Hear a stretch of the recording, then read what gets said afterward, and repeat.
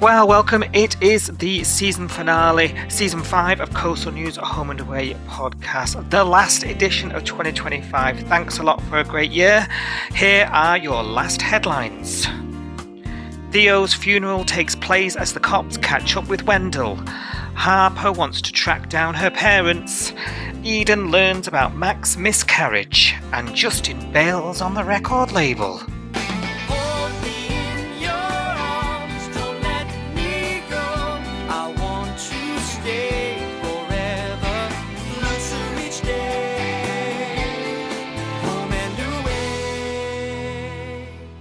I thought I was going to lose everything I'd worked for. Why? Because I also caused the accident that killed your wife.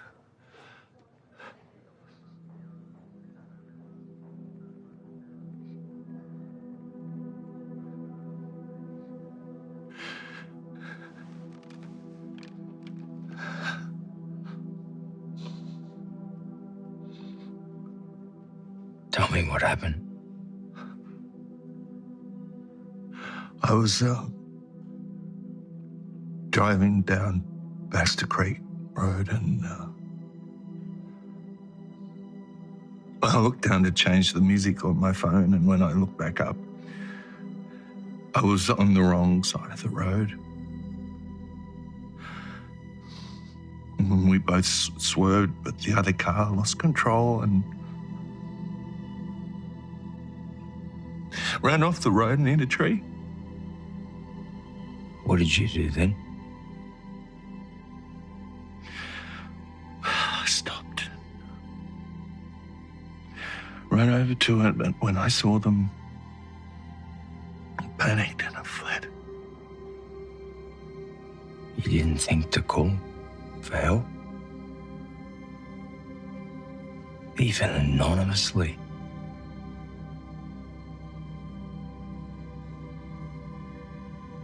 You just left them both there, and one of them, my wife, died.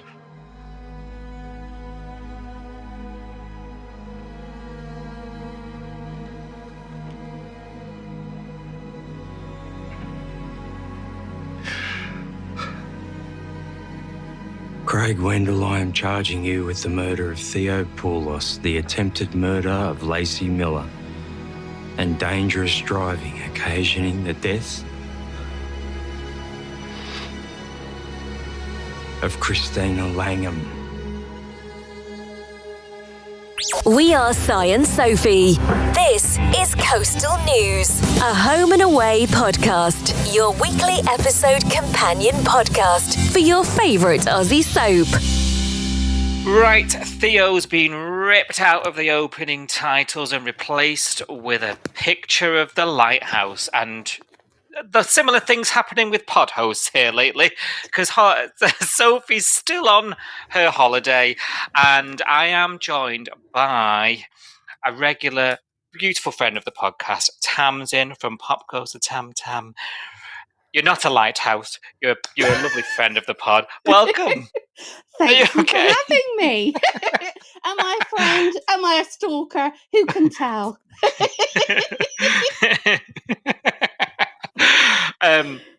Thank you so much. Welcome to the final. I know. Season 5. It's amazing. I can't believe it. I've been invited on the finale. This is historic. It is. It's a big moment for us here. We do make a big deal about our final episode because it's a mixture of emotions. It's exhaustion. It's elation. It's also sadness. all a big mix. But it's a chance for a good knees up and do this one last time while we go on a little break. So I'm honoured to have you here sharing it with me. So thank you very much. Oh, I am the one that is honoured. Oh, bless you. We love having you on. I love coming on. Thanks for helping me out. We all love Home and Away, don't we? That's great. We talk about it constantly. How's it been for you this week, Tamsin? Well, let's be honest. It has been a bit of a letdown. We had some historic highs. You know, we had obviously poor Theo bit the dust. And then since then we got a car chase, which was quite good. And then kind of nothing really. Yeah. It was sort of 4 episodes, wasn't it? You know, Yeah. it's a bit shorter than usual, but you're right, very 2 halves. The Mm. first half was this resolution to this horrendously long storyline that I keep telling everyone I don't give a crap about. But actually, I enjoyed it in the moment. But then, what's frustrating is it wasn't meant to be for us like this. You know, Yes. it should have been a random Wednesday in Jan. You know? Yes, I agree. And it felt very much like that. I mean, I even said to you that I went to rewatch these episodes live on 5 Star and that they weren't there. And then it dawned on me, oh no, they're not there because yesterday's were the last ones. And then I kind of had to remember what they actually were. They were that forgettable. Yeah. It was a lot of just a midweek random episode. And we all said this would happen, didn't we, when they announced this extension? This extension is mind-boggling. I want to get your thoughts on it because a lot of us in the fandom are trying to work out the reasoning why Channel 5 wants to catch up a bit, because we're coming back at normal time, 2nd of Jan. We're back. We're in 4 weeks' time, like a really, really short break this year. The Oz are not back till mid to late Jan. Like we're literally gonna eat into that distance from them. What's your theories on why they've done that this year? Okay, so obviously the clearest thing to me is they've done it to mess with you and Sophie. Yeah. Number 1. Yeah. So that's the clear thing. But then, is there any sort of big sporting fixtures or anything happening in Australia? There is next year. Is it the Commonwealth Games next year? Oh, okay. So maybe it's going to be pulled for a bit from TV. Now that normally, I agree, it probably will be. And actually, I love a Commonwealth year because it means we get a really big mad cliffhanger in summer. Right, Yes, halfway through, we get a really good, we're talking shooting Jack, Jack and Martha. We're talking the infamous Commonwealth cliffhangers, bus we crashes. covered one, didn't we? We did. We did Noah For your Sarah pod. Lewis. Yeah, iconic.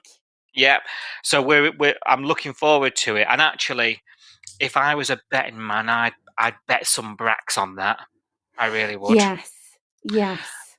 So whether that's got something to do with it, I don't know. But it normally gets pulled in Oz, but not here. So whether we do as well, I don't know. Channel 5 don't really show much sport, do they?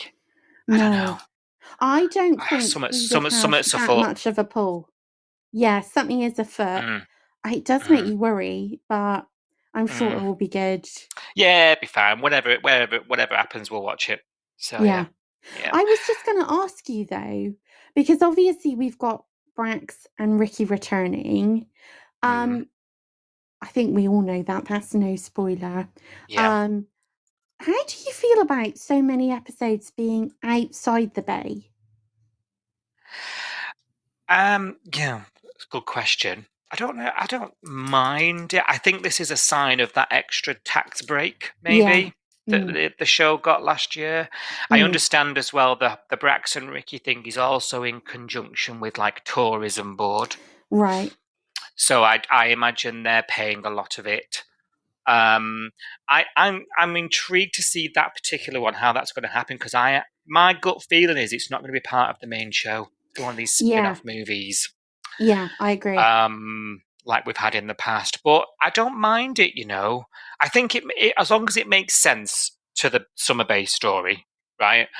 The Dean and Ziggy one, for example, made sense. That's where they lived. The characters went to visit them. And actually, we got story on the back of it because it spawned the IVF story for Mac and Levi. So I don't mind it as long as it's not too random. If we just keep doing it just to show off some scenery every now and then, it's going to get tiresome. What's your thoughts? No, I mean, I completely agree with you. I think, like you said, when we went to see Dean and Ziggy, it tied in.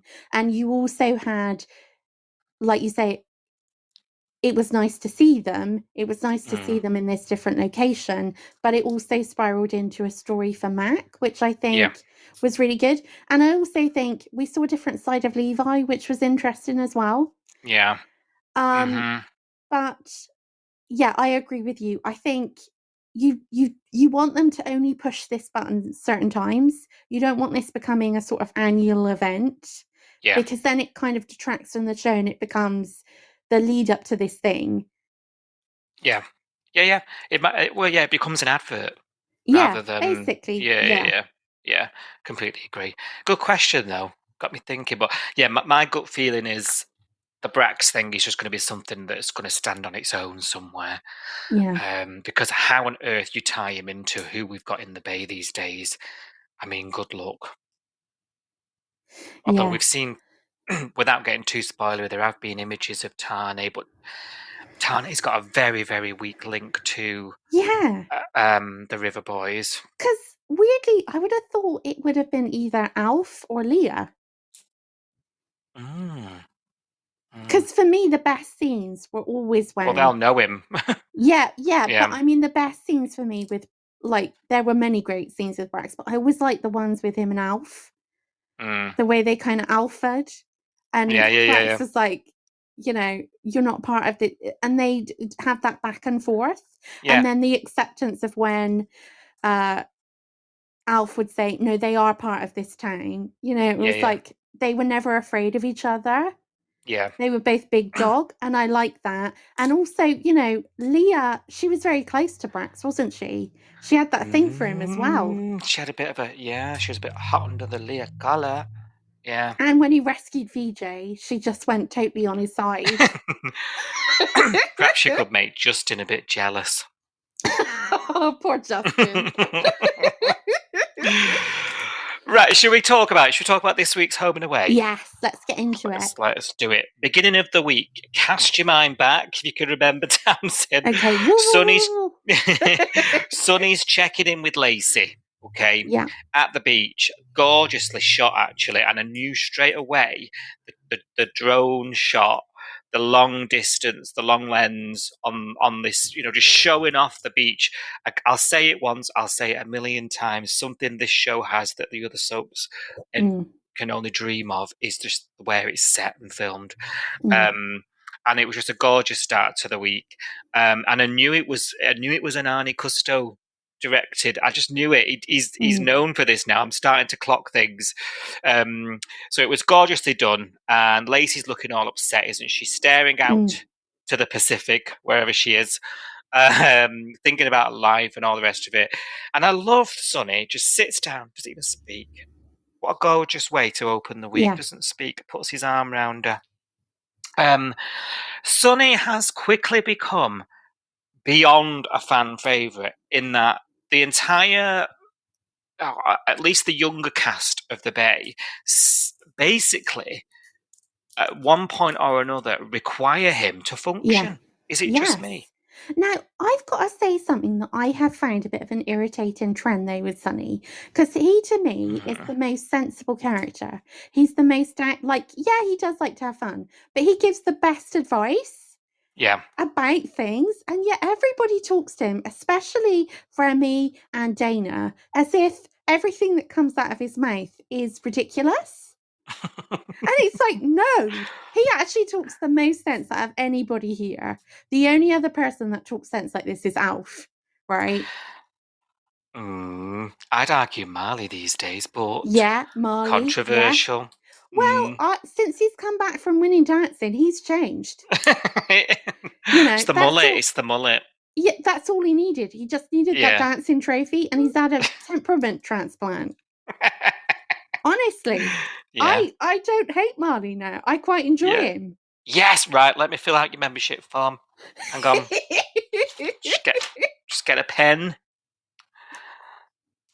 There we go. Your membership card is en route. Thank you very much. You're welcome. Yeah, Sonny, his treatment by others, and I'll include Dana in this, and you know I love Dana. Yes. It's difficult. It's uncomfortable watch sometimes, actually. Yeah. He's misread a lot of the time. Yes. I mean, he's been great with Justin this week. We'll talk about it in a moment when we come to the record label stuff. You know, he is basically everybody's glue at the moment, Yes. and he's so well placed as well. He doesn't feel like he's just randomly there to preach.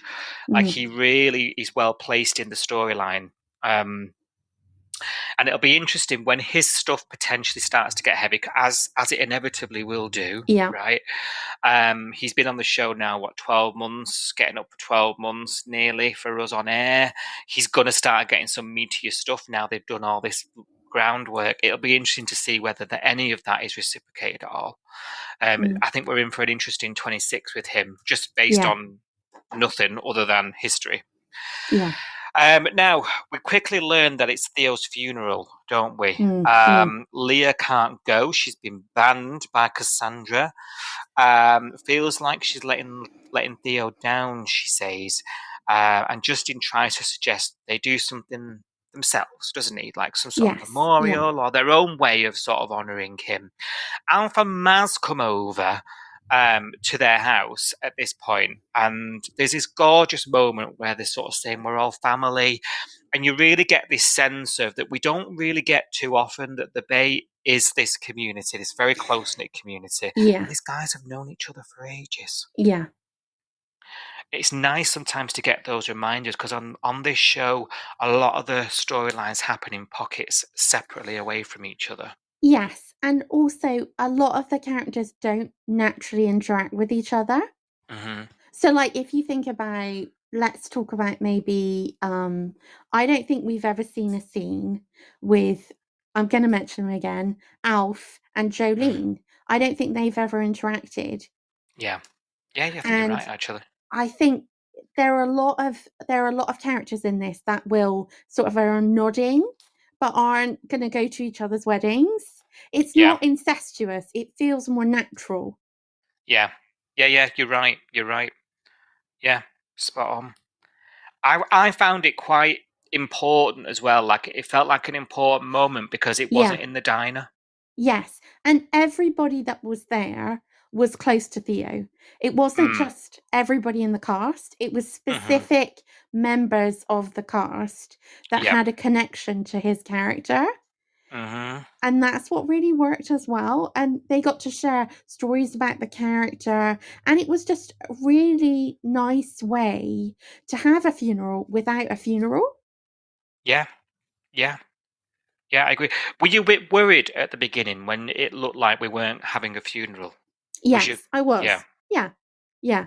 Because as much as a bummer as a funeral can be, also you kind of need it to, because this is the final farewell to that character. Yeah. And it does often feel quite unrealistic when there are never any funerals and they're just dead, and then we don't really go back there again. But this felt, we're not going to have the funeral, although we kind of did, because we did see the hearse. So that was kind of Theo's body, but this was really they were talking about who he actually was. And I thought that was interesting. Yeah, that moment of reflecting on him, talking about times and memories. We're going along that with him. We talk about the YouTube videos, don't we? We talk about the little toe rag he was when he first got there. We even get to, and it brings up things like characters like Ryder came up, and things like that. So it's a process that the audience has to go through, isn't it? When you lose a main character like that we've all invested in, we've all gone on that road with him. And I think when I agree with you. When I first realised we weren't going to the funeral at all, I thought, oh no, this is a mistake, because I need that closure. As mad as that sounds, I've invested in this guy, and I want to say goodbye as well. I was satisfied with the scenes we got, let's say. Now, what did you make of Leah? Because Leah's just at this point in the storyline, she's blowing up, isn't she? She's not this. She's pushing Justin away. She literally blows up. I mean, fabulous performance from Ada, I will say. Yeah. Not normally Leah's biggest fan, but she's been great through this. She's really worked her ass off. And and Alf sends everybody out, and he's like, "Leave it to me. I'll take her on a walk and talk." Yeah. Sort her head out. Do you think Leah's reaction is justified? What's your response to Leah right now? I do, because I think this isn't just born out of her having lost Theo. I think she also feels incredibly guilty that she should have done more to stop him, and maybe have done something about his relationship with Lacey. Yeah. Well, we hear her say as much, don't we? Yes. Yeah. And I think actually there isn't anything she could have done other than for Justin to have gone with Lacey and Theo. I mean, that's the only thing. If Leah and Justin had said, right, so we're coming with you. That's true. Yeah, I mean, we could have been looking at somebody else there, though. Yeah, potentially. But there isn't anything she can do. The last time she saw him, it was an argument. And I think probably their relationship had been fractured for quite a while. And they were just they had regained that closeness in the last couple of months. So I think all of that, and the way that Cassandra, the mother, reacted, which I thought was really rich of her, considering she didn't even know where her own child was living. Yeah. I mean, you should have done more to stop it. You didn't even come and pay him a visit when he got crushed by a car, you know? She was bang out of order, wasn't she? Yeah, bang she out was. Of order. Yeah. You know, and okay, so Leah is being a bit irrational towards Sarge, but I think it's so wrapped up in guilt, loss, the loss of all of that's playing out, and I think she's doing it really well. Yeah. I'm going to put this to you, okay? And that is just with my little Leah lens on, okay? Is she making it all about herself? Well, there's that tendency with Leah, isn't there? I mean, technically it's actually about you, but it's still about Leah. And I think we'll know that if this goes past probably week 3 or 4. If she's still doing this when we come back on like the 2nd or 3rd week of January, then it becomes all about Leah. Yeah. Right. You know? Put a pin in it, and then we can say, yep, saw that coming. But, yeah, I mean, that's a great question. And the thing is, it's to be confirmed. Yeah. I like your answer. Now, at the funeral, as you say, look, we see the hearse, the procession briefly, don't we? Yeah. Because Cash and Sarge are doing a stakeout. Love it, because they are assuming that Wendel is going to turn up. And they're right to assume so, based on the fact that he turned up to Langham's wife's, Christine is her name, I must remember, turned up to her funeral. And of course, he's suspected of killing her as well. Now, Wendel spots them. I mean, they do the siren. Why? You know, there was better ways of doing it. But we can talk about and criticise why CPD's policing till the cows come home. It won't improve. So we'll leave that. And a car chase ensues, doesn't it? And eventually that becomes on foot. And then we've got basically the best version of Cash there is outside of drunk Cash. Yeah. You know, he's rugby tackled him. I can't believe, can you, that Wendel managed to fight him off and kick him in the face? Yeah. That's ridiculous. And also run all that way. I mean, come on. Be real. Ridiculous. No, that is taking it too far. Yeah, I was speechless. You know, I believed everything till then. And then it was like, this is so far-fetched. Yeah, you've gone too far there. Yeah. And I think that had to happen in the sort of, what's the word? it had to happen because it had to be David, the one that pinned him down. And basically, David sort of had the mist and lost control and looked like he was going to strangle him. That sort of eye for an eye blink moment where David had to choose his path. Am I going to do the right thing, or am I going to do the wrong thing? And there was a couple of moments where I held my breath. I thought, what is he going to do here? Is he going to kill him, or is he going to do this by the book? And so obviously, Cash has to get him off. Thoughts? I have to say, I really loved while that was happening, when Cash actually does manage to reach them, Cash kind of grabs Wendell and Sarge and he says, I've got him, Sarge. It's okay. You can let him go. I've got him.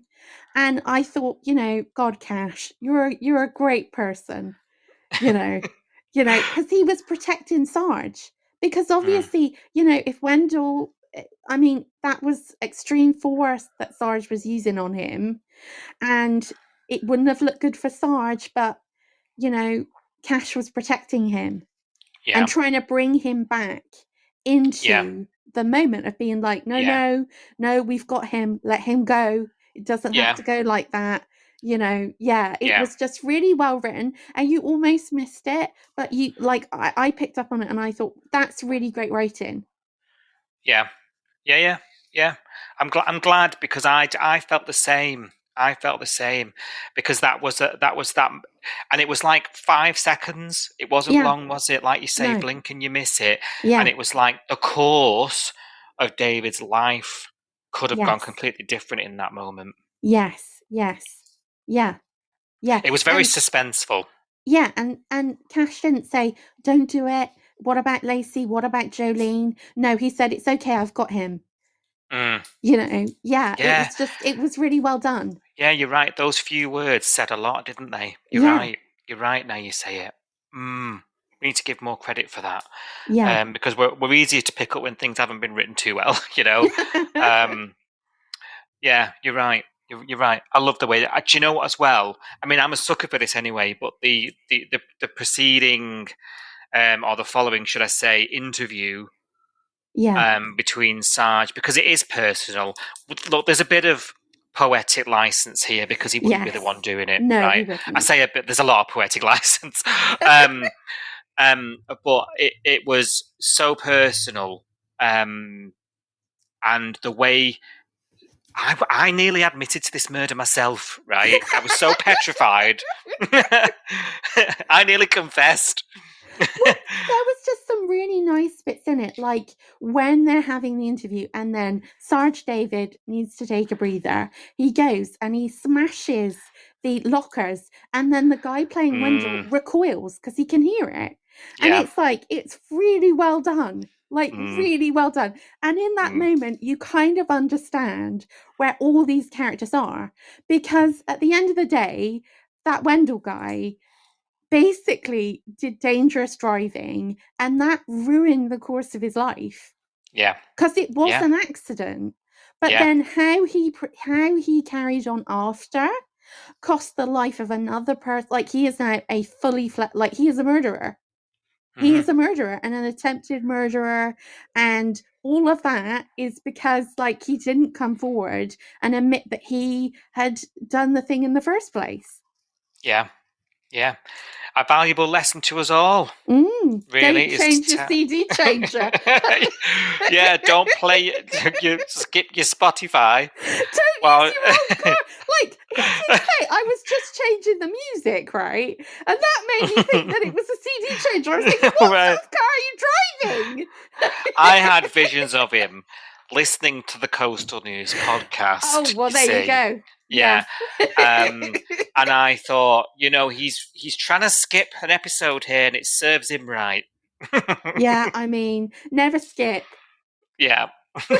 All the way to the end. Stay with us. Yeah, you're right. So I've been quite critical of the performance of the actor for David, because I've been like, he's a bit removed, he's a bit deadpan, he's a little bit too for me. Yeah. Do you know what I mean? And Soph's been telling me it's his grief. We're supposed to be, he's supposed to be detached and feeling detached. And I'm like, I get it, but I'm just not feeling it,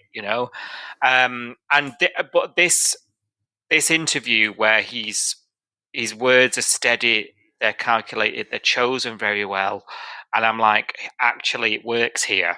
This is where it did work for me, the way he delivered it. I think as well, we saw that he's basically got a lid on a boiling pot. You're right, yeah. That everything's going on under the surface. He's barely keeping it together, and he's just taking it one day at a time to get through. Yeah. So now I'm gonna cast your mind back to Hand thing. Yes. When he was looking through the funeral. Do you remember a couple of weeks back he was looking through the book of condolence for his wife, and he had this weird hand thing, and we were giggling about it on the pod, saying, "Did you clock it?" Yeah. Well, this time he's punched the locker. I am wondering, have we got an anger problem? Like now he's got the guy. Like what now? Where does he direct his anger? Is there going to be something coming? Do you reckon? I've got to say, I don't think there is. I'm probably wrong, but I don't think there is, because I think it was just that final confirmation that this man murdered his wife because he came to see, he came to her funeral, and also the anger that he was at her funeral. He watched them in misery burying her and knew that he was responsible. And I think when he went and smacked in those lockers, I think that's probably what he wanted to do at home, but he didn't want to do it at home because it's his home. Got you. Yeah. Don't bash your own house up. Yeah, exactly. Yeah. Mm-hmm. Yeah. All right. Irene's house, should I say? Because exactly. It's never be there. Not over it. Nope. No. and I told Lynn as much when I met her the other week. Yeah. I'm not over it either. Although I have to say, the one thing I feel about this is we're seeing a lot of different angles that we never saw before. Yeah. Yeah, there was some shots. I think it was the week before, and it was a shot straight up from the doors, and we were looking at David, and he was standing next to, I think, one of the counters in there, one of the cupboards. Yeah. We've never seen that before. No. And they do a lot of the outside, which we've never seen. Yeah, they're outside again this week, weren't they? Yeah. After all this, he was put down, and the Lacey's moving back in now, and they were outside again. You're right. I wonder if we might one day venture upstairs with them. Yeah. Because maybe it's a conscious choice that they're trying to film in a different way to how they filmed with Irene. I think it probably is conscious, and it's probably to help us get used to the fact that it's changed. Yeah. Alf even used the front door. Yes. Or those big doors. The French windows. Yeah. So there is other stuff, but I just feel it's too early. Still feels wrong. It does. But you're probably right. That probably is conscious because it's to get us used to it being different now. And you know what? A couple of months down the line, we'll have forgotten how it used to be. So that's the way it always goes, isn't it? It's been decades. I know, but we're fickle. Yeah, that's true. I mean, to be a soap fan is to be a bit fickle. Yes, of course it is. It's the only way it works. So Wendel's behind bars. Lacey's moving back in. It seems like the Langhams are about to go into a new phase, a repaired phase, maybe. I mean, not Lacey, the other one, Jolene. Yeah. Jolene, the other one, we know not much about. She's wasted no time in going back after her man this week. God. Are we healing together? Are we going to start seeing them developed more because they need work? Yeah, they do. We said this last time we spoke about Home and Away, didn't we? Yeah. And I think now we're cycling out of the drama with them. We need to cycle into building them into a family. Yeah. Agreed. So, are we going to get it? Have you got faith? I think, look, right, so I've got to be honest, I'm not totally sure. I think the Fowlers kind of work, But I don't think Harper and Dana, they work as separate characters. Do they work as actual sisters? I'm not sure. Mm. And I just worry that maybe the Langhams don't work either, because it feels like some of the families that they brought in recently don't pop the way you think they should. Interesting. Yeah. Or they don't connect. I don't know. Like, they're good in isolation, but are they a believable family? I would say with Harper and Dana, I've actually never believed they were sisters. Interesting. That's nothing on their characters. I think their characters are fine. In fact, I love Dana, but there's just something that disconnects between them. I just don't believe they grew up together. Yeah. Okay. I mean, obviously they didn't, but you know. Yeah. Yeah, I know what you mean though, but you're supposed to buy into the story, aren't you? Yes. I mean, their story as well, when they came in, you know, Dana was on the run. Harper was supposed to have given up everything to protect her. Yeah. That obviously hasn't made a lasting impression, you know? No, they don't work for me, and I'm worried that the Langhams won't either. I feel like, are we going to get at some point a kind of Poochie character, a cousin that we never knew they had that comes to live with them, that kind of makes them more cohesive? Do you know what? We need it. Let's do it, because we need something. Do you know what I don't think helps? I don't think, and I don't want to be awful, but the characters aren't developed enough outside of this secret. That actually, this feud about the death of Mum, and it wasn't really emotive enough for us to buy into it. And like, without it, we don't know anything about them at this point. And they've been here for months. It's been so drawn out. Yes. And I think we're used to, as the audience, we're used to a much faster pace with stuff. And I don't think it's helped. And I fear that it has been months. It could be too far gone. However, I would say in recent times, we've had a lot of U-turn. Look at Levi. Yes, yeah. I mean, he's a completely different character than the one that came in. Mm-hmm. And I would have told you at the beginning, there's no way I can get on board with this geezer. You know? I'd even argue Remy to a lesser extent. Yeah, in a bad way, though. Mm. And Sonny. Yeah, we thought he was shifty. Yeah. But Sonny's done it fast. Like, and he's got the work. I think the performance is better. Yes. I don't want to be awful. Is that what we're basically saying here with that? Without trying to say it, yes. Yeah. So I think, and I also don't think it helps that Sarge has played a previous character that was a policeman that wasn't very nice. Yeah. And I think we're waiting for the shoe to drop on this. You know, when is he going to go full, evil cop? Yeah. Do you know, you're right. Even if you don't think consciously of that. Yeah, you do think it. Every episode, it does play into your judgment, doesn't it? Yeah. You're right. And there's too many variables. It makes you think, why cast him? Why cast him in the same role that he basically played before? It's such a weird choice. It is. It is. And you hear all the time about the Australian industry being so small and giving people a break. It is interesting to think why this geezer, when I don't know. I get whether the producers think there's been enough time, but some of us oldies have got long memories. Struggling, it's an uphill struggle from the get-go. Yes, and I think that's going to be the common theme, isn't it? I'd also say, I wonder if it was a good idea it's nice to see Lacey go back with her family. It makes sense that she moves back in with them. But then in the back of your mind, you think isolation. Because whenever you isolate a selection of characters and they kind of all spin around each other and they've got no sort of storylines that aren't in that family, they're the ones that usually get knocked off first. because Yeah. they're not really working.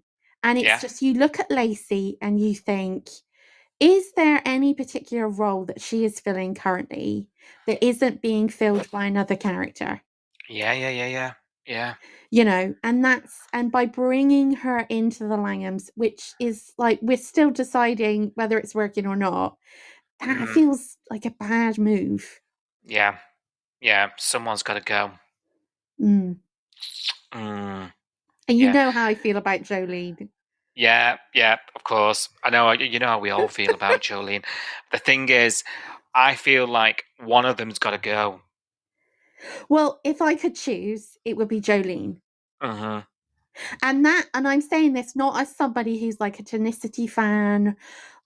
She doesn't work for me at all. Yeah. They've tried to make this Tane thing happen. Oh, and it is like, he's doing a lot of work, and there's nothing, like, not even any sort of flirtation.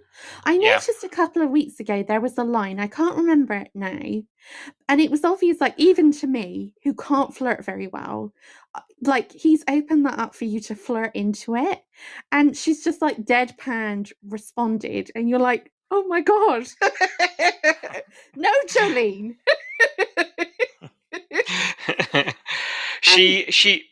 For me, she goes between being really confident and like, almost too confident, in off-puttingly confident, to like, don't talk to me, standoffish, and like, you don't know which Jolene you're going to get when it comes to Tane. Like, there's no in between. She's either going in there, playing the voicemail, getting a man. Like, when she first clocked eyes on him, she was way overconfident when she saw him out doing his thing that time. And was interrupting class and all sorts. And then you'll go weeks without them having a scene. Yeah. There's no in between. I mean, you don't know, you can't really see a future for these two as much as they try and push it. But let's be honest, let's have an open mind, because I didn't see a future for Mac and Levi.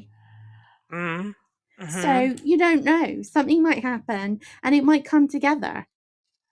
Yeah, you're right. The writing's got to change for Joel. She needs depth.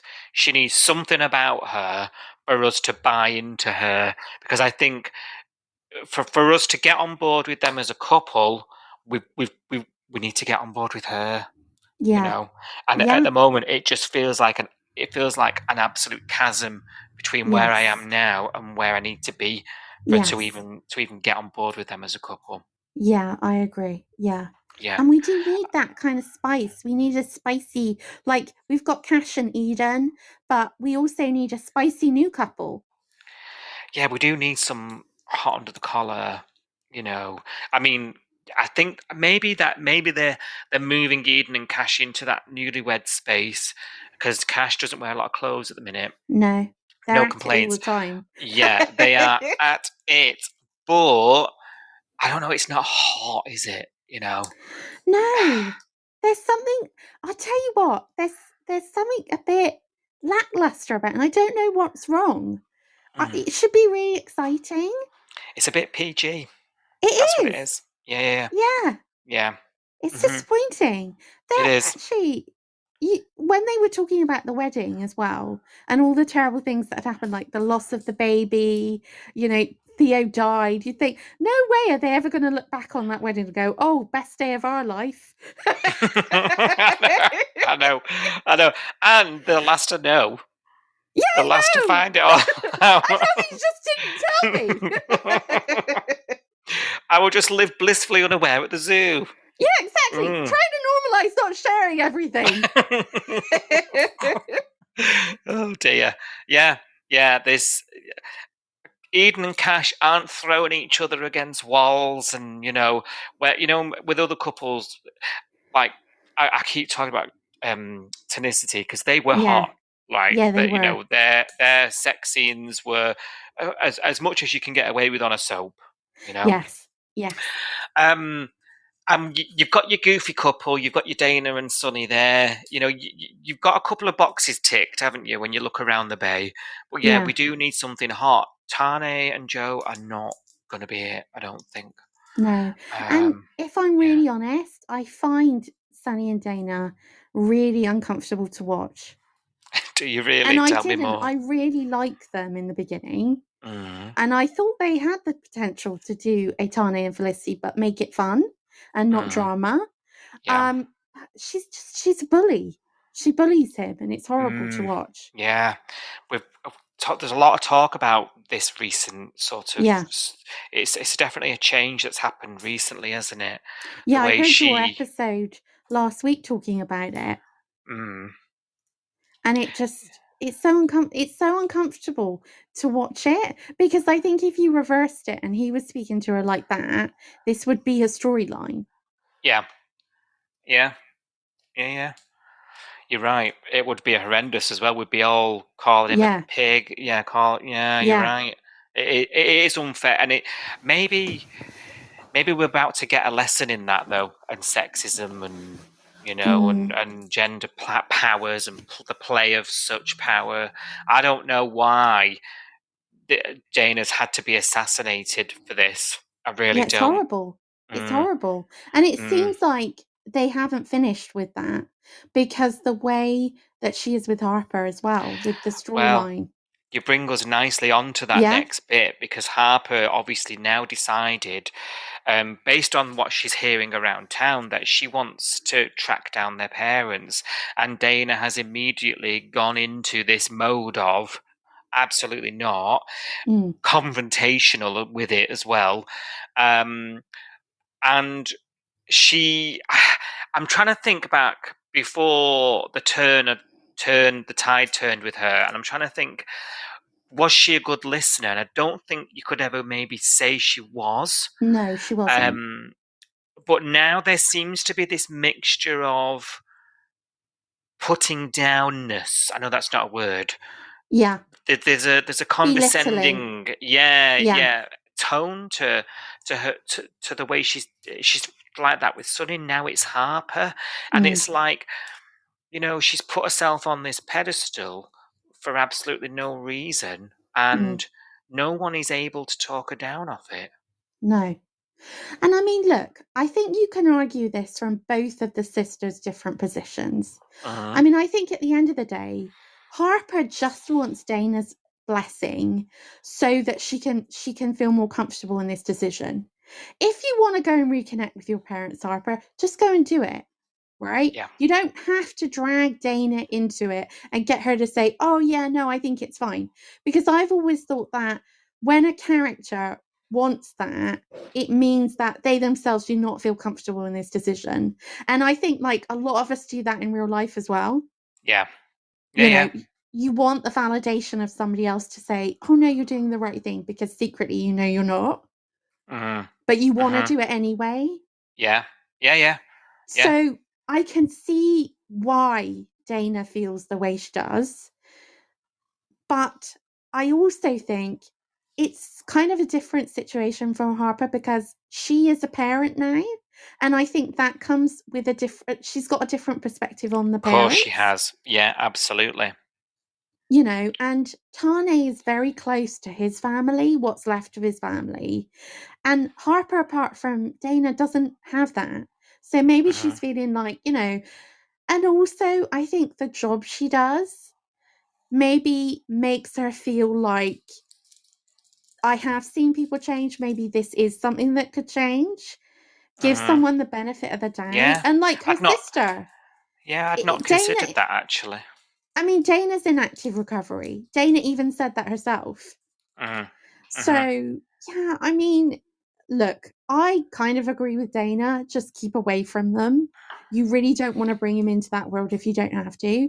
But yeah, it's you can see both there. But Both it's sides. The way that Dana won't hear her out.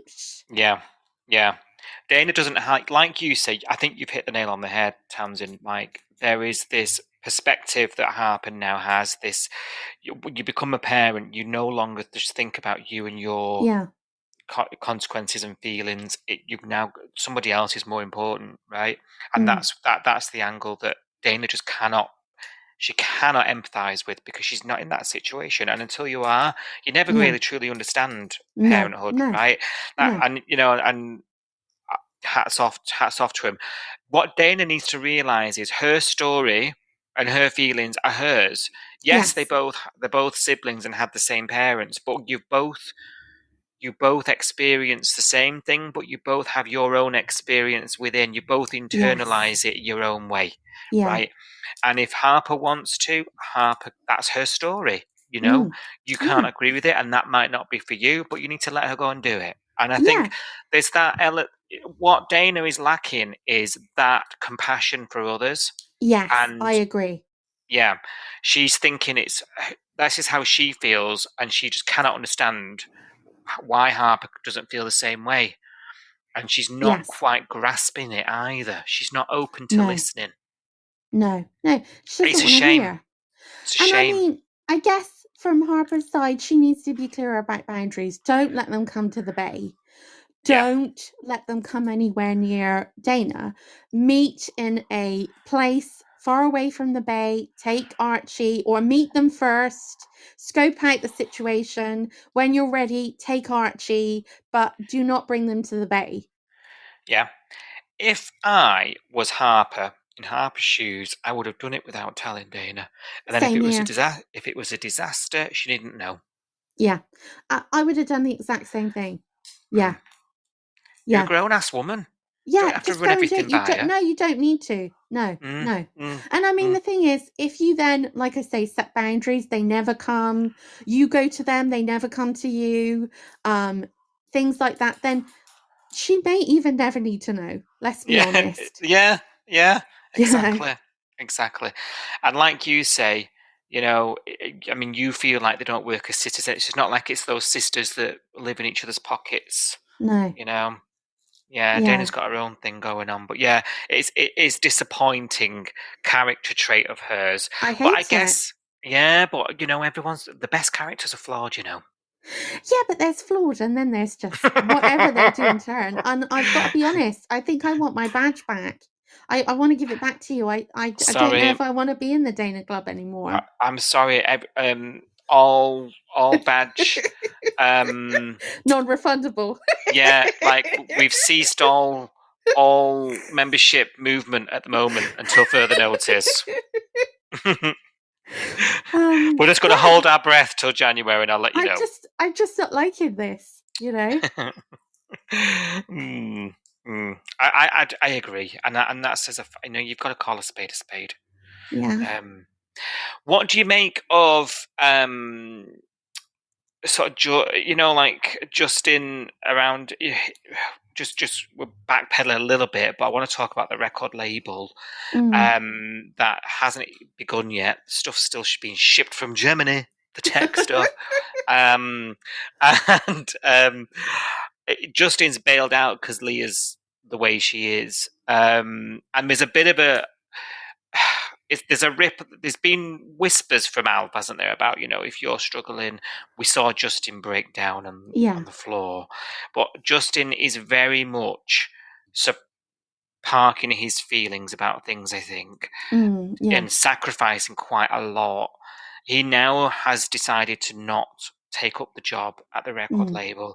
Remy feels like he needs to then not go ahead entirely, and Sonny himself is the one that has to convince him, look, this is about honouring Theo. It's not about, being sad about it, and manages to U-turn. Are you I want your thoughts on the record label. Were you excited for it, given the controversial lyric?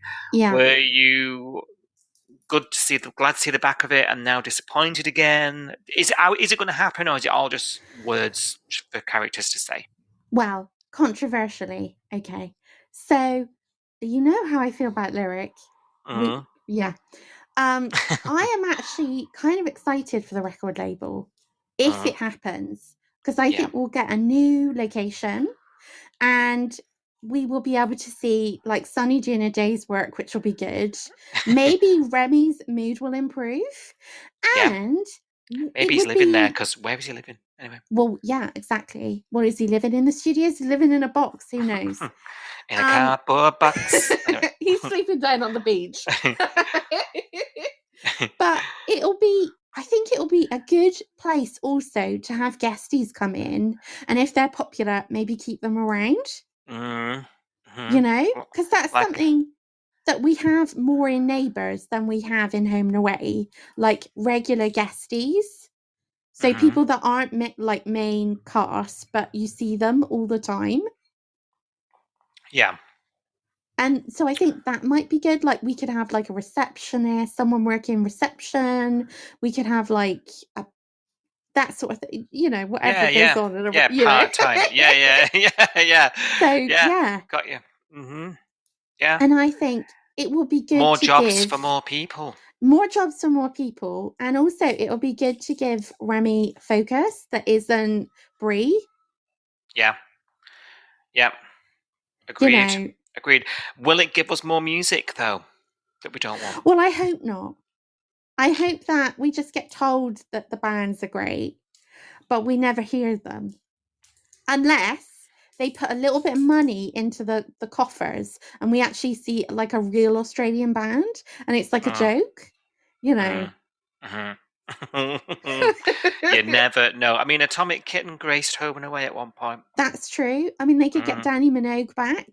Yes. Yeah. You know, but like Sarge David, she's not playing the character that she originally was.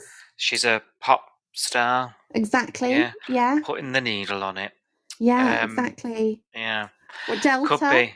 Delta could come over from Neighbours. No, it'll make people froth at the mouth. They'll riot. Tamsin. What about you? Because I know how you feel about Lyric. We feel the same. So how do you feel about this? I was eye rolling at the beginning, and I was a bit worried that because he offered Eden a record contract, and I was a bit worried that Eden was just gonna get what's her name's storyline? What was she called? Kirby. Thank you. See, fickle. So I was a bit worried that she was just going to end up with her storyline. So I'm apprehensive. I would rather not. I mean, music and bands and performers and singers, it's been peppered throughout Home and Away's entire history. And I think a lot of people forget that when we're all slagging the band off. That this isn't the first time we've had people and musicians in the Bay. There always famously, Irene wanted to be a country and western singer. She did, and that was dreadful.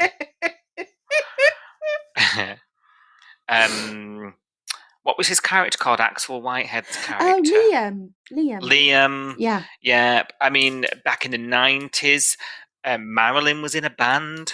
Oh my god! In the way back, like, this isn't new territory for the show. It's generally a thing. So let's see what happens. It'd be like you say, it's an opportunity to give people different jobs. Not every character has to work at the hospital, right? So maybe someone can get a job at the label.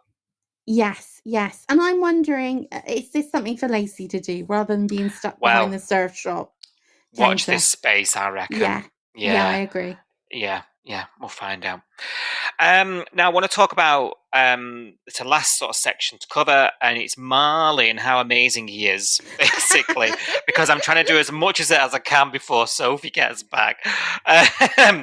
And he's still trying to keep Eden away from going to see Mac, because at this point, she's back from honeymoon, she's no idea what's gone on. And of course, she isn't there. She's ran off. She's fight or flight, and all she can do is fly. And she's left Levi in an absolute state, hasn't she? Really unfair. You've got to admit. We were talking on last week's pod with Julie and Tamika about this storyline sort of highlighting the male perspective, and impact, and I think that's very much present this week. In these episodes, and Eden goes to see him. She finds out, doesn't she? Marley obviously has to try and warn her. And obviously she's shocked and sad for her brother, and she's got her brother's best interests at heart, and she actually convinces Marley to call Mac, because he's the only person that Mac's answering the phone to. Snatches the phone out of his hand and does an Eden, and he's like, probably makes it worse. where I've first chance I've had to speak to you really about it. So where are you lying with Mac's response to this? Is she being fair? Okay, so again, this I think a lot of this is also bound up in the fact that they told people too soon. Yeah. And she can't, so she feels this at home, right? But she can't now go to a neutral space where this isn't, everybody knew that she was pregnant and now she isn't. Yeah. And I think maybe that's why she ran away. Because if they told less people and it had really only been Mac and Levi, I think it would have been hard, but they might have been able to get through it together. Whereas everybody knows, almost everybody in the Bay knows about this. Yeah. And I think that's why she ran, because she needs to go somewhere else. Yeah. But my real concern with this is that we've got Leah and Justin are, it's a back and forwards on the rocks type situation from grief. And now we've got Mac and Levi on the rocks situation from grief. And I just wonder if they're going to cancel each other out. Interesting. I mean, we cannot possibly have an episode where we've got Leah kicking off at Justin and then we cross over and it's Matt kicking off at Levi. We can't have that. No, that's very true. Yeah. Unless they just air them at different episodes. Yeah. This whole block storytelling business. But then that's hard going on the audience, right? Yeah, it is. Because if you're not with one, you're with the other. Yeah. And the storylines will all feel kind of very much the same. Then if you throw in, the bickering of Harper and Dana about this family, like, my God, where is the light? Where is the fun? Yeah. That balance has been tipped a little bit. Yeah. And we've got people like John out at the Bay at the minute. Yes, missed him very much. Yeah, that would normally bring it. Maz has got like a line a week. A line a week. The characters that would perhaps lift us a little bit. You're right. It is very doom and gloom at the moment. It is, yeah. And I mean, I agree with you. I think it's shining a light on a different perspective that you don't necessarily always see. I also think something that I have had from personal experience of friends and things, people do get divorced when they're in the middle of IVF because it just becomes a cycle after cycle after cycle, like heartbreak after heartbreak, and you kind of lose sight of each other. Yeah, the relationship just buckles. Yes, because it's too much. It's too much for anyone to deal with. And I think is that potentially what we're seeing here? I don't know how I feel about that, though. No. I don't know if I can form an opinion on that just yet. Because, this was a couple that nobody wanted, and now it's like nobody doesn't want it. Yeah. But it does it makes you wonder, like, there's two choices they can take these characters down in. Either they kind of pause on this storyline for a bit, right?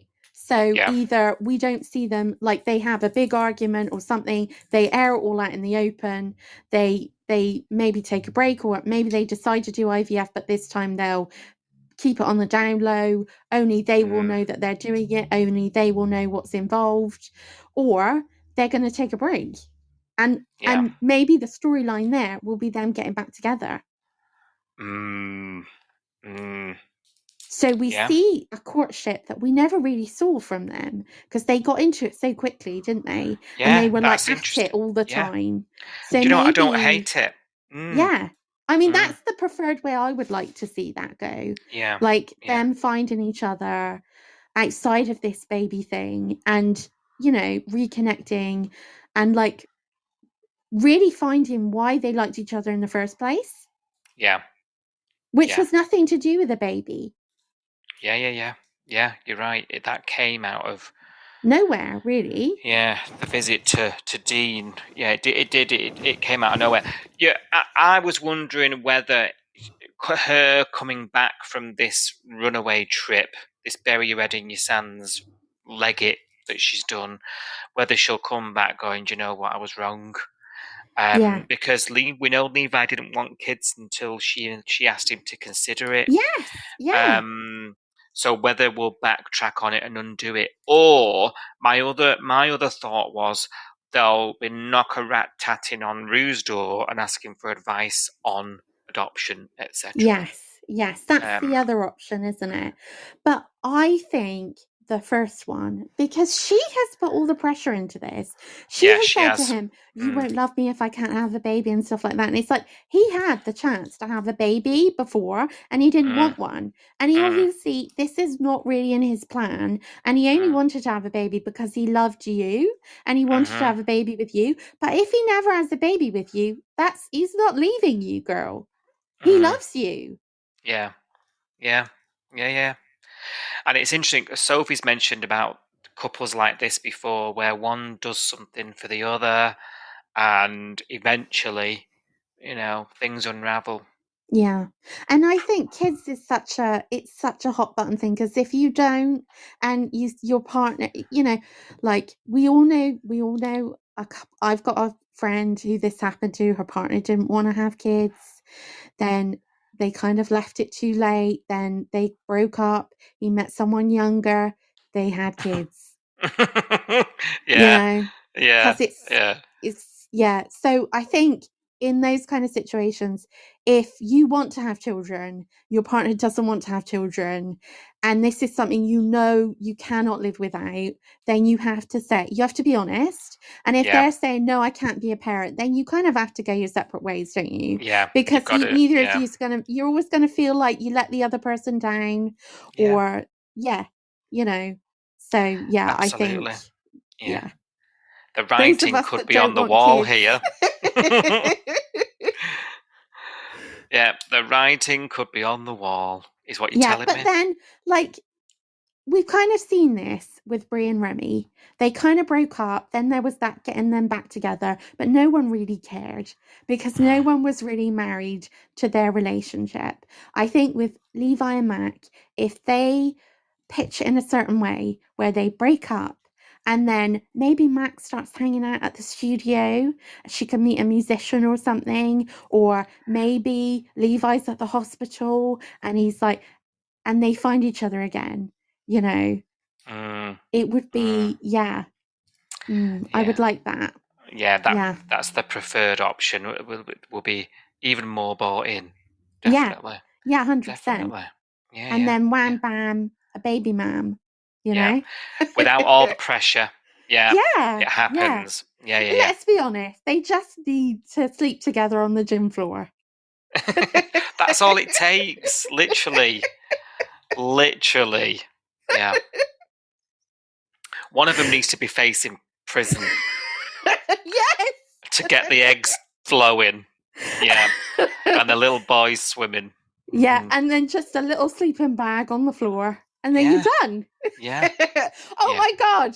2026, Tane needs to start a fertility clinic. Gym bag, baby floor.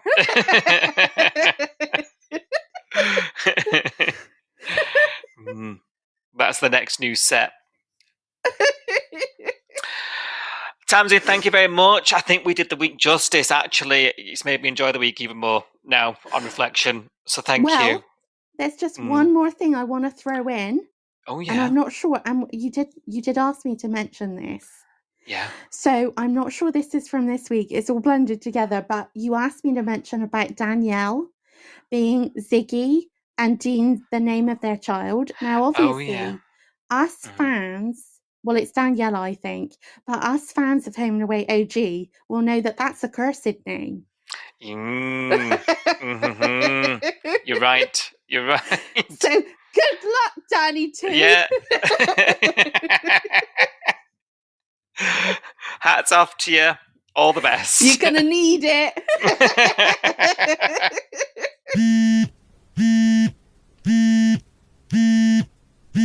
Right, Tamsin, as you do know, it is the season finale, and it is no season finale here at Coastal News without a little trip down memory lane. Let's just think about the year that was, and let's relive and pick out some of the high points of this year. Things we've enjoyed, things that perhaps we haven't enjoyed. Was it a classic home and away year for us? That kind of thing. So I thank you for sticking around and having a chat with me. Now, I want to start off. This is the 5th season of the podcast, complete now. We are going into our 6th January. Incredible. It's flown by so much, but I just want to say to the listeners, thank you so much for being here and sticking around. There's loads of you these days, and Sophie and I just two goofy home and away friends chatting about home and away on a Friday night, and it's just amazing that anyone listens. So, well, can I just speak on behalf of the listeners? They're going to flow through me now.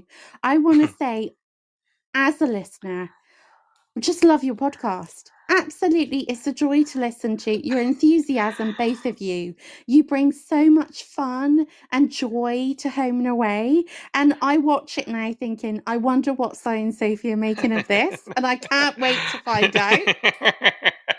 Oh, bless you. Thank you so much. We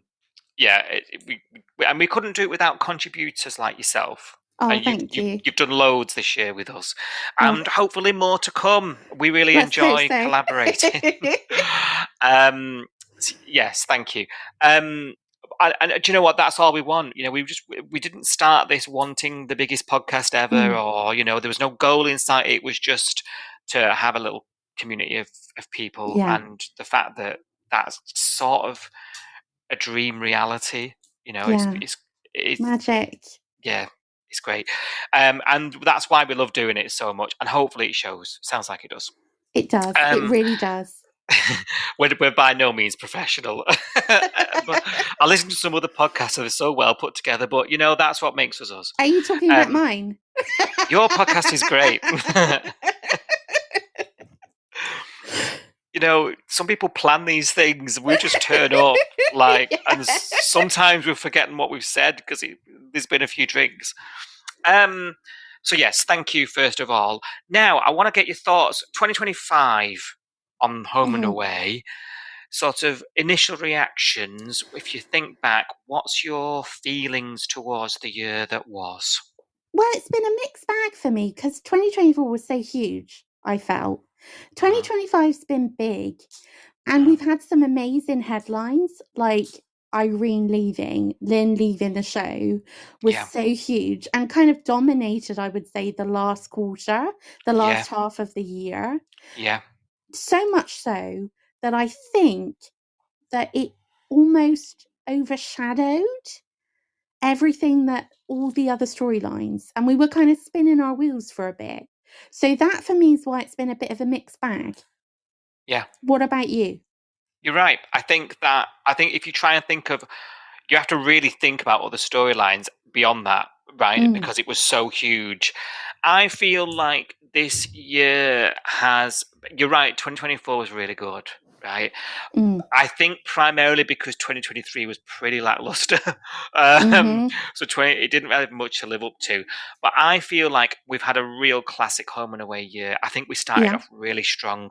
We came in January with, I loved Perry and his storyline. Yes. And his court case, and he killed his daddy in the pool, and I loved all that sensationalism from that. And then you're right, the second half of the year we moved into the emotion. It's put me through the bloody ringer this year, Tamsin. The emotion, I've cried buckets at the TV more this year than in recent years. I feel like it's been quite an emotional one. It's been quite character driven, which is unusual for Home and Away. You're right. I think a lot of other stories have sort of not been damaged, but they've definitely been collateral as a result of Irene leaving. You can sort of feel like perhaps this would have gone down a bit differently had that not have been happening. But overall, I feel like when I think about years I'll remember, this will probably be one, mainly because it was the year that Irene left. And it's interesting you say years that you remember, because it feels like 2025 was the year that Home and Away regained its memory. Because we have had, as we talked about in the main pod, we've had so many callbacks, not just in the whole Irene segment of her leaving with all the flashbacks that we saw, but we've had mentions of Ryder, we've had mentions of Felicity, we've had a lot of like things that jogged your memory. And obviously with Brax returning, Ricky and Brax, it does make you wonder if moving forward, Home and Away is going to embrace more of that. I'm not just talking about returning characters, but maybe a bit more continuity in that way. Yeah. I feel like that definitely has been happening more, as you say. We talked about it in the main pod earlier. There's a lot of work to do in that space if they're going to do it justice. Let's face it. Yeah. They've never been good at that. It's always a show that's ploughed on. There was quite an interesting thing I read online a couple of years back, and I've mentioned it a few times. It's the shape-shifting show, right? Yes. Yeah. It's not the same. Every 5 years, it's not the same show again. It just keeps moving, it keeps evolving.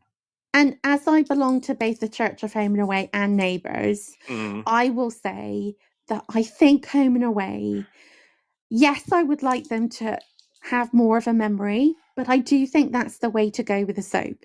Because we cannot continually bring characters back without like a word of notice, no storyline for them, simply a walk-on cameo, just for, 20% of the audience that remember them. We can't have that. We can't go down the Neighbours route because they do that, and it just doesn't work. And in this last 2 years of the show, they have done that more and more, and they have leaned on the laurels and the aspects of the show that did work, which were the new characters. They kind of didn't do anything with.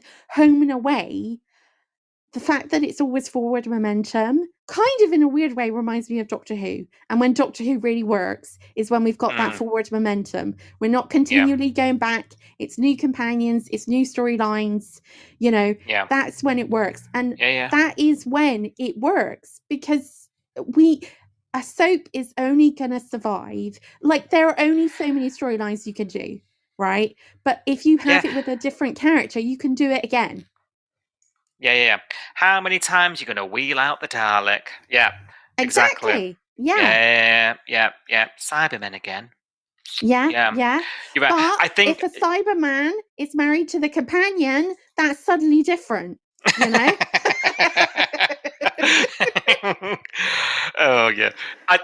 You're right. I think legacy is important on a long-running show, but I think a lot of viewers, I think some people, some producers of these shows also lose sight of the fact that can be a detriment of pushing the story forward. And when I say a story, I mean the story. A soap is a novel. Every time you get to the last chapter, another chapter gets made. And if you just keep going back and reading chapters again, you're going to put that book down at some point. Yes. Right? Yeah, basically. And so I think if you do too much of it, you can stump the story going forward. But also, if you don't do enough of it, you can alienate your long-term viewers. It's a very fine line to cross, isn't it? And I think we've criticized Home and Away over the years for not doing it. You're right, there have been moments peppered throughout the script this year of those callbacks. There's been a definite increase of it. We haven't all just picked up on it for no reason, right? So I think you're right to bring it up, and long may it can carry on, Yeah, no, I agree. It will be interesting to see if we hear about Irene off screen. That's one thing I'm looking forward to seeing. I'm looking forward to it as well. I'm also looking forward to some hints of romance between Irene and John, because like we know how Sophie feels about this, but if it's off screen, just have to see it. She don't have to see it. No, it's not rubbed in her face. It's fine. It could just be John sexting. Oh God! But throw one of the older characters a bone, literally.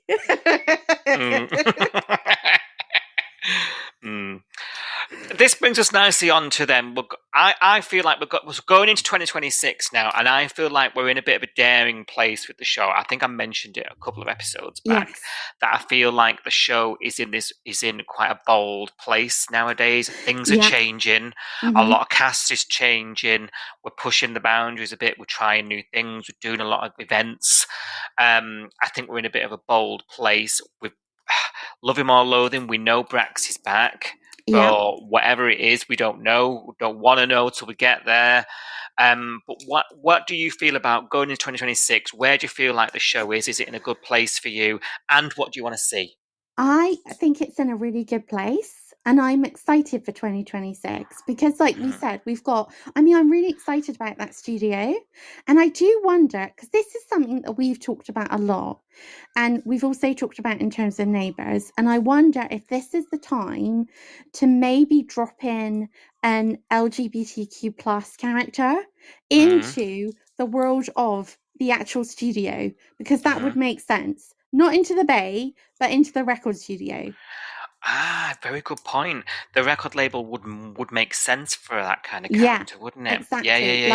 Like a performer or someone like Yeah. that. You know, Yeah. not a main character, but a recurring character. I could see that.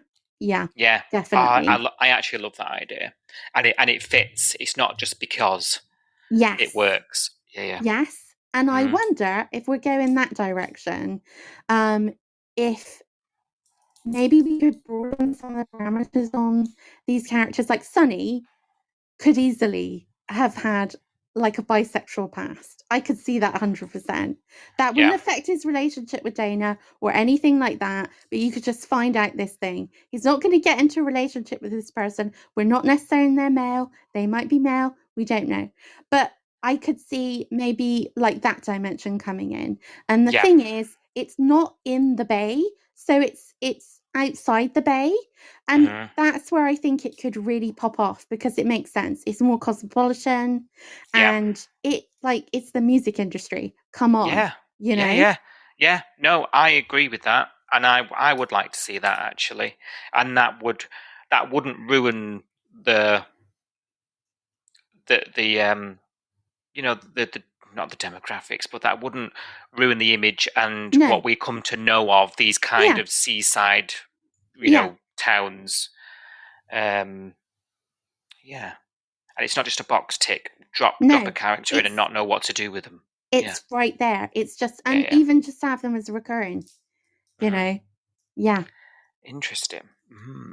And I'm going to say, I'm excited to have a happy couple. I would like Cash and Eden just to be happy in 2026, just normal, you know? Yeah. Turn up the heat a little bit. But and no sort of struggles around career. Like he's got his thing, she's got her thing. I want her out of that restaurant. As much as I don't want any more lyric. I would like her to get in the recording studio or be involved in the recording studio. She's good. She's really good. You know, she wrote Lyric's best song. Yes, arguably the only good song. You know. You don't like someone like you, no? No, not at all. And I mean, I think her going in, maybe a combination of Remy, Sunny, Lacey, and Eden would work really well.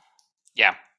You know, different combo. Yeah. You'll have to stay tuned to find out if any of that comes true, Tamsin. I will. Thank you so much for stopping by and celebrating the end of the year with me. It's been a blast. Thanks, listener. We're going on a little break now over the festivities. Enjoy your winter break or summer break, whichever hemisphere you are in. And we'll be back in January for season 6 of the podcast. Thank you very much. Keep everything coming into us. Coastal News Pod on the social media. We've got an email, coastalnewspod@gmail.com. Or go on our website, coastalnewspod.com, to stay in touch. And we'll see you in January. Thanks very much. Bye.